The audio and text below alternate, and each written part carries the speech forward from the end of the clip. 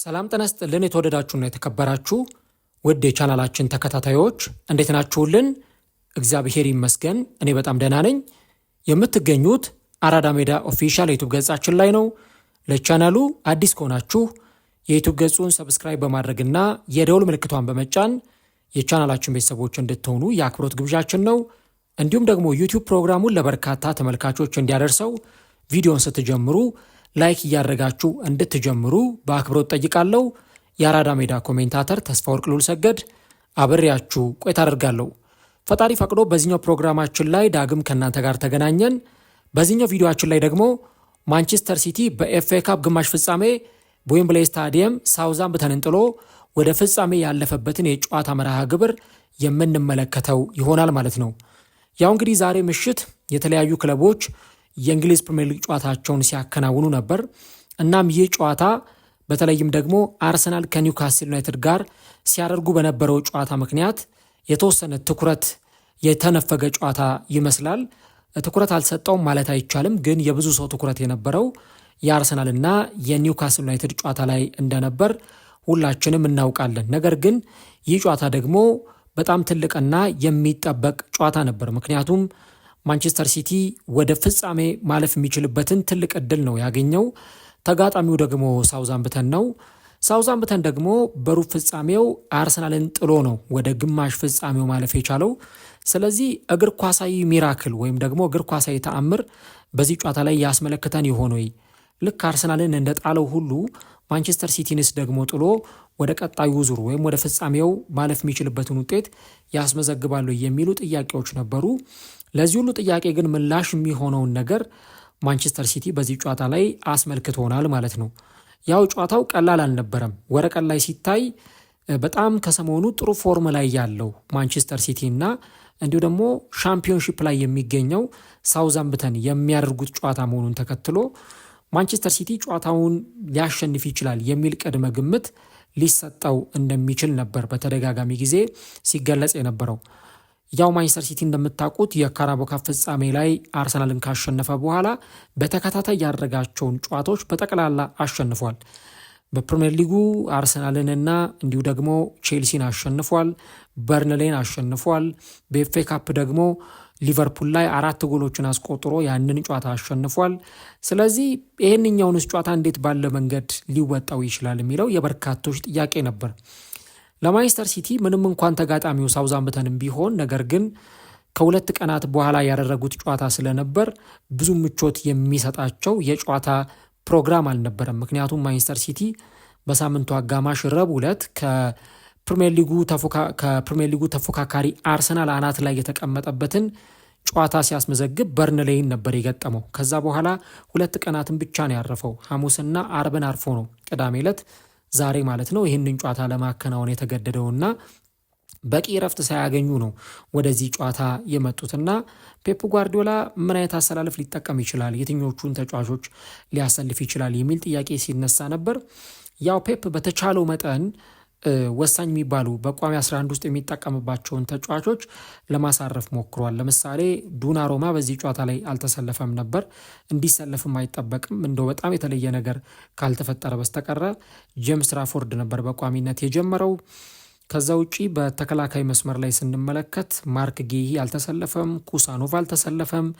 በዚህ ጨዋታ ላይ ይልቁንም ጆን ስቶንስ እና ናታን አኬ ናቸው የተሰለፉት። ያው እንደምታውቁት ጆን ስቶንስ የ31 ዓመቱ እንግሊዛዊ በዚህ ዓመት ከማንቸስተር ሲቲ ጋር ይለያያል ተብሎ ይጠበቃል። እሱ ነበረ ቡድኑን በአምበልነት እየመራ ወደ ሜዳ የገባው። ከዚህ በተጨማሪ ማቴዎስ ኑኔሽ እና ሪያናይት ኑሪ በሁለቱ ፍላንኮች በኩል ተሰልፈዋል። ፊልፋደን በቋሚነት ጀምሯል። ራያን ቸርኪ በቋሚነት ጀምሯል። የፕሪሚየር ሊጉ ወሳኝ ተጫዋች ነው። ኒኮ ጎንዛሌዝ፣ ማቴዮ ኮቫቺች፣ ቲዣኒ ራይንደርስ እና ኦማር ማርሙሽ በቋሚነት የጀመሩ ተጫዋቾች ናቸው። ስለዚህ ፔፕ በቋሚነት ከሚጠቀምባቸው የፕሪሚየር ሊግ ተጫዋቾቹ ውስጥ ማቴዎስ ኑኔሽ እና ራያን ቸርኪን ብቻ ነው አሰልጣኙ በቋሚነት ያስጀመረው። ሌሎቹ 9 ተጫዋቾች ብዙ ጊዜ ፔፕ ጓርዲዮላ ከቤንች እያስነሳ የሚጠቀምባቸው፣ አንዳንዶቹን እንደውም ከናካቴው የማይጠቀምባቸው ተጫዋቾች ናቸው። ለምሳሌ ማቴዎ ኮቫቺችን ብዙ ጊዜ ሲጠቀመው አናይም። እንዲሁ ደግሞ ጄምስ ትራፎርድንም ፕሪሚየር ሊጉ ላይ ሲጫወት አንመለከተውም። ከዚህ በተጨማሪ ደግሞ ጆን ስቶንስም የተረሳ ተጫዋች ይመስላልና እነዚህን ተጫዋቾች አሰልፈው ነው ፔፕ እንግዲህ ጨዋታውን የጀመረው ማለት ነው። እና ጨዋታውን ለተመለከተ ሰው ከጨዋታው የመጀመሪያው ደቂቃ አንስቶ ማንቸስተር ሲቲ በጣም ከፍተኛ የበላይነት የወሰደበት ጨዋታ ነበር። ሳውዛምፕተኖች ግልጽ ነው በዚህ ጨዋታ ላይ ማንቸስተር ሲቲ ሊያጠቃቸው እንደሚመጣ በተደጋጋሚ ጊዜ የፍጹም ቅጣት ምት ግብ ክልላቸውን እየሰበረ እንደሚመጣ ስለሚያውቁ አብዛኛውን ደቂቃ ማለት ይቻላል እየተከላከሉ ነው ሲጫወቱ የነበሩት። ወደ ራሳቸው ግብ አፈግፍጎ ይጫወታሉ። 5 ተከላካዮችን ይዘው ነው የገቡት። ዊሊንግተን፣ ናታን ውድ፣ እንዲሁ ደግሞ ሃርውድ፣ ጄምስ ብሪ እና ቶም ፌሎስ የተባሉ እነዚህን 5 ተጫዋቾች አሰልፈው ነው አሰልጣኙ ቶንዳ ኤከርት ወደ ሜዳ የገቡትና በ5-4-1 አሰላለፍ ነው ሳውዛምፕተን ወደ ሜዳ የገባው። ስለዚህ እዚህ ጨዋታ ላይ ማንቸስተር ሲቲ ረጅሙን ደቂቃ ሲያጠቃ፣ ረጅም ደቂቃ ኳስ ተቆጣጥሮ ሲጫወት፣ በአንጻሩ ደግሞ ሳውዛምፕተኖች ሲከላከሉ ነው ስንመለከት የነበረው። ምናልባት ለሳውዛምፕተኖች እድለኛ አልነበሩም እንጂ 12ኛው ደቂቃ ላይ ሊዮ ሴኒዥያ የመጀመሪያውን ጎል ለሳውዛምፕተን አስቆጥሮ ነበር። ነገር ግን ኦፍሳይድ ወይም ደግሞ ከጨዋታ ውጪ በሚል ያ ጎል ተሽሯል ማለት ነው። እና በጨዋታው ላይ የነበረውን እንቅስቃሴ ስናይ ማንቸስተር ሲቲ ለረጅም ደቂቃ ኳስ የተቆጣጠረበት በርካታ ሙከራዎችን የሞከረበትን ጨዋታ ነው በዚህ የሙሉ 90 ደቂቃ የጨዋታ እንቅስቃሴ ስንመለከት የነበረው። እንደውም ከሞላ ጎደል ሁለተኛው አጋማሽ ላይ ሳውዛምፕተኖች በተወሰነ መንገድ ወጣ ብለው መጫወት ጀመሩ እንጂ አብዛኛውን ደቂቃ ማለት ይቻላል የማንቸስተር ሲቲ ተጫዋቾች ነበሩ በኳስ ቁጥጥርም ረገድ በሙከራም ረገድ ተሽለው ያየናቸው። ለምሳሌ ቁጥራዊ መረጃዎች ወይም ደግሞ ስታቶች ምን ይነግሩናል የሚለውን ነገር ብናነሳ ማንቸስተር ሲቲ 70% ኳስ ተቆጣጥሯል። 30% ነው ሳውዛምፕተን ኳስ የተቆጣጠረው። ማንቸስተር ሲቲ በጣም የበላይነት የወሰደበትን የጨዋታ ክፍለ ጊዜ ተመልክተናል በኳስ ቁጥጥር ረገድ ካየ ነው። ከዚህ በተጨማሪ ደግሞ ሌሎች የጨዋታ እንቅስቃሴዎችን ከተመለከትን ማንቸስተር ሲቲ 23 ሙከራዎችን ሞክሮ 5 ኢላማቸውን የጠበቁ ሙከራዎችን አድርጓል። 1.4 ኤክስፔክትድ ጎል አስመዝግቧል። ሳውዛምፕተኖች 4 ሙከራ ሞክረው 3ቱ ኢላማውን የጠበቀ ነበር። 0.2 ነበር የነበራቸው ኤክስፔክትድ ጎል። ስለዚህ በጣም ዝቅተኛ ኤክስፔክትድ ጎል የተመዘገበበት ጨዋታ ነበረ በሳውዛምፕተን በኩል ማለት ነው። ማንቸስተር ሲቲዎች 1.4 ኤክስፔክትድ ጎል ነው ያስመዘገቡት። እንግዲህ እዚህ ጨዋታ ላይ ማንቸስተር ሲቲዎች ሲሞክሩት ከነበረው ከነዛ ሁሉ ሙከራዎች በኋላ ጎሎቹ እነዚህ 3 ጎሎች የተቆጠሩት ከ79ኛው ደቂቃ ጀምሮ እስከ 87ኛው ደቂቃ ድረስ በነበሩ ወደ 8 እና 9 ደቂቃዎች አካባቢ ነው እነዚህ ጎሎች የተቆጠሩት።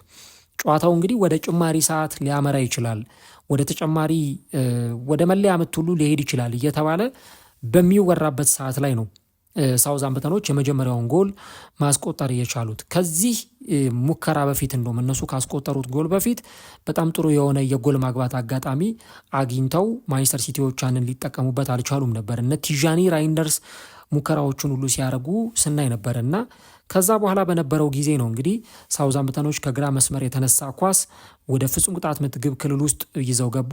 ያንን እንግዲህ በተለይ ፍጹም ቅጣት ምት ይሄ የማንቸስተር ሲቲ የግብ ክልል ላይ ነው የደረሱት እንጂ የፍጹም ቅጣት ምት ግብ ክልል ውስጥ እንኳን ገብተዋል ለማለት በጣም ያስቸግር ነበር።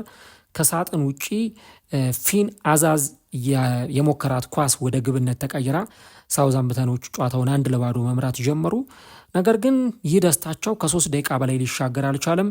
82ኛው ደቂቃ ላይ ከፍጹም ቅጣት ምት ጠርዝ ላይ የረሚ ዶኩ የአቻነቷን ጎል አስቆጥሮ ጨዋታው 1-1 ቀጠለ። ከዛ በኋላ 87ኛው ደቂቃ ላይ ለሮድሪ ምትክ ብለው ማንቸስተር ሲቲዎች ያመጡት ብዙ ጊዜ ግን ሲጠቀሙበት የማናየው የመሃል ሜዳው ተጫዋች ኒኮ ጎንዛሌዝ ከሳጥን ውጪ አክርሮ የመታት ኳስ ወደ ግብነት ተቀይራ ማንቸስተር ሲቲ ጨዋታውን አሸንፎ ወጥቷል ማለት ነው እና እጅግ በጣም የምታምር ጎል ነው ያስቆጠረው።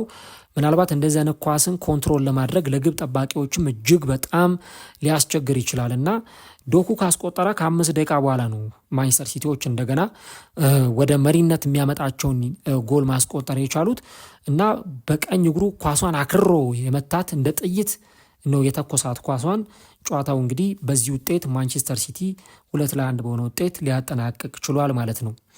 ያው ሳውዛምፕተንን ስንመለከት በጣም ዲሲፕሊን ሆኖ ነው ሲጫወቱ የነበሩት ለረጅም ደቂቃ ማለት ይቻላል እየተከላከሉ። ከዛ በኋላ ግን ደግሞ በተወሰነ መንገድ ወደፊት ለመውጣት በተለይ በሁለተኛው አጋማሽ በተወሰነ መንገድ ወደፊት ለመውጣት የሞከሩባቸውን አጋጣሚዎች ተመልክተናል። አሰልጣኙ ፔፕ ጓርዲዮላ ጥሩ የሚባሉ ተጫዋቾቹን ቀይሮም ሲያስገባ ነበር እና ሃላንድን እነ ሴቪኒዮን ቀይሮ ሲያስገባ ተመልክተናል እና ጎል ለማስቆጠር ፔፕ ጓርዲዮላ የነበሩትንም አማራጮች ሲመለከት ነበር። ነገር ግን ደግሞ ማንቸስተር ሲቲ በተለይም በዚህ አይነት የሜዳ ላይ እንቅስቃሴ የበለጠ ተጽዕኖ እንዳይፈጥር ምንም እንኳን ማንቸስተር ሲቲ በኳስ ቁጥጥሩ ረገድ ውጤታማም ቢሆን በርካታ ሙከራዎችን ከ20 በላይ ሙከራዎችን የሞከረን ቡድን ቢሆን ነገር ግን ያንን ተጽዕኖ እንዳያሳድርባቸው የሳውዛምፕተን ተጫዋቾች በህብረት ነበረ ሲከላከሉ የነበሩት 9-10 ተጫዋቾች በራሳቸው ግብ ክልል ላይ ሆነው ሲከላከሉና የነበረና ያ ጨዋታቸው ነው እንግዲህ በመጨረሻም ያንን ማንቸስተር ሲቲ ለ79 ደቂቃ ያክል አስቆመውት እንደውም ከ80 በላይ ደቂቃ ለሚሆን ጊዜ ማንቸስተር ሲቲን በመከላከል ረገድ ለማስቆም ሞክረው ነበር። ነገር ግን ተሳክቶላቸዋል ለማለት አይቻልም እና በመጨረሻዎቹ ደቂቃዎች እንግዲህ ማንቸስተር ሲቲዎች ጎሎችን አስቆጥረው ነው ይህንን ጨዋታ ያጠናቀቁት።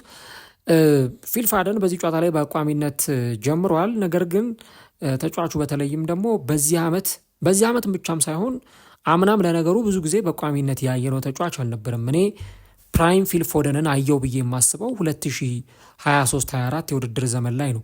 በዚያ የውድድር ዘመን እንደምታስታውሱት በጣም ምርጡን ፊል ፎደን አይተናል። በየጨዋታው በቋሚነት የሚሰለፍ ጎሎችን የሚያስቆጥር በጣም ትልቅ የጎል ማስቆጠር አቅም ያለው ይህንን ተጫዋች ነው ሜዳ ላይ ስንመለከት የነበረው። ግን አምና ከዛ ደግሞ ዘንድሮ ፔፕ ጓርዲዮላ ብዙ በቋሚነት ሊያሰልፈው የሚመርጠው ተጫዋች አልሆነም እና ዛሬም እንግዲህ ፊል ፎደን ያንን ምርጥ ብቃቱን ያሳያሉ ሜዳ ላይ የሚሉ አይነት ጥያቄዎች ነበሩ። ቅድም እንዳልኩት በ2023-24 የውድድር ዘመን በተለይም ደግሞ በእንግሊዝ ፕሪሚየር ሊግ ከተመለከትናቸው እጅግ በጣም አስገራሚ ከሚባሉ ተጫዋቾች መካከል አንዱ የነበረ ተጫዋች ነበር እና አሁን ግን ደግሞ በዚህ ጨዋታ ላይም ስንመለከት ተጫዋቹ ያን ያህል ተጽዕኖ ፈጣሪ እንቅስቃሴ አሳይቷል ለማለት ያስቸግር ነበር። እንግዲህ ፔፕ ጓርዲዮላ በቀጣይስ ይህንን ተጫዋች እንዴት አድርጎ ሊጠቀምበት ይችላል የሚለው ጉዳይ ይጠበቃል።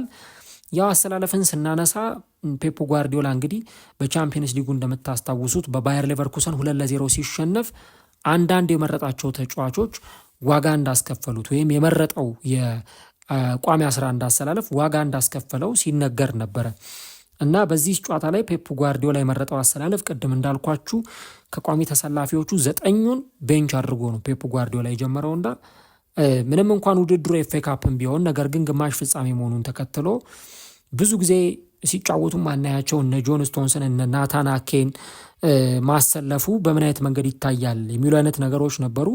ግን ደግሞ ፔፕ ጓርዲዮላ የመረጠው አጫወት በትክክልም ሰርቶለታል ማለት ይቻላል እና ከዚህ ጨዋታ የሚፈልገውን ድል ይዞ እንዲወጣ አድርጎታል። አንድ መዘንጋት የሌለብን ተጋጣሚው ሳውዛምፕተንም ቢሆን ነገር ግን እንደዚህ አይነት ቡድኖች ወደ ዋንጫ ለማለፍ ምንም አይነት ነገር ሊያደርጉ ይችላሉና ያንን አይነት ፈተና እንግዲህ ተቋቁመው ማንቸስተር ሲቲዎቹ ጨዋታውን አሸንፈው ወጥተዋል ማለት ነው። በፍጻሜው ጨዋታ እንግዲህ ከቼልሲ እና ከሊድስ ዩናይትድ አሸናፊ ጋር ይጫወታሉ። ለማንቸስተር ሲቲ በጣም ትልቁ ነገር ደግሞ ምንድነው ተጨማሪ ዋንጫዎችን እንዲያሸንፍ እድል ይሰጠዋል። እንግዲህ ካራቦ ካፕን አሸንፈዋል። ከካራቦ ካፕ በተጨማሪ ደግሞ ሌሎች 2 ዋንጫዎች ይጠብቋቸዋል። የእንግሊዝ ፕሪሚየር ሊግ ዋንጫ ተፎካካሪ ናቸው። ኤፍኤ ካፕ ፍጻሜ ደርሰዋል እና ሁለቱንም ሊያሳኩ ይችላሉ፣ ከሁለት አንዱንም ሊያሳኩ ይችላሉ።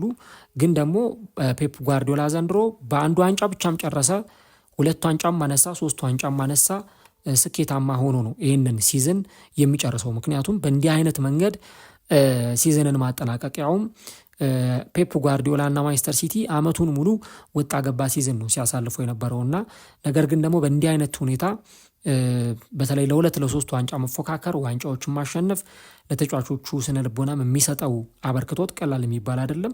ለማንኛውም ግን ጨዋታው በእንዲህ አይነት መንገድ ነው የተጠናቀቀው። ማንቸስተር ሲቲ እንግዲህ ወደ ኤፍኤ ካፕ ፍጻሜ ማለፉን አረጋግጧል። ያው ኤፍኤ ካፕ በቅርብ ጊዜ ለፍጻሜ ሲደርሱ እንመለከታለን።